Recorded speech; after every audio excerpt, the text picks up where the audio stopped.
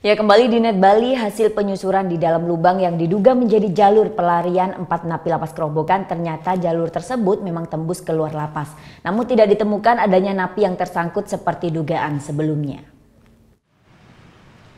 Pasca kaburnya 4 narapidana asing di lapas Kerobokan Senin lalu, aparat kepolisian dari Polres Bandung terus melakukan penyelidikan.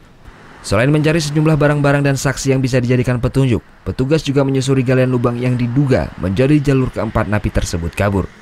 Awalnya petugas menduga ada napi yang tersangkut di dalam lubang tersebut. Namun setelah dicoba melakukan penyusuran ke jalur tersebut, tidak ditemukan napi dan jalur tersebut ternyata tembus keluar lapas. Ya, sejauh ini kita coba tadi pada saat kita cek tadi memang jalannya ada tembus. Tapi masih dicoba kembali melalui dalam, ya ini dari pertengahan saja kita coba. Sebelumnya Selasa kemarin petugas menemukan pakaian dan senter yang masih menyala di dalam galian, namun belum berhasil tembus sampai luar karena tingginya debit genangan air serta kondisi tanah yang labil. Hingga saat ini sudah 12 saksi yang dimintai keterangan, 10 diantaranya sipir yang saat itu bertugas, sedangkan 2 orang lainnya adalah napi. Petugas masih mendalami keterangan dari para saksi untuk menemukan titik terang. Senin pagi lalu 4 narapidana asing berhasil melarikan diri dari lapas Kerobokan.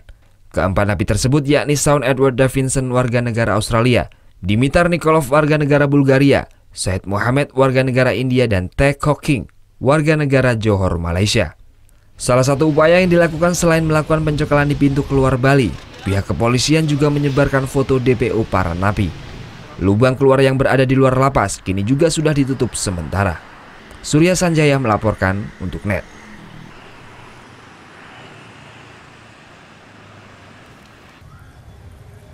Halo, jangan lupa subscribe dan juga nonton tayangan berita lainnya di sebelah sini.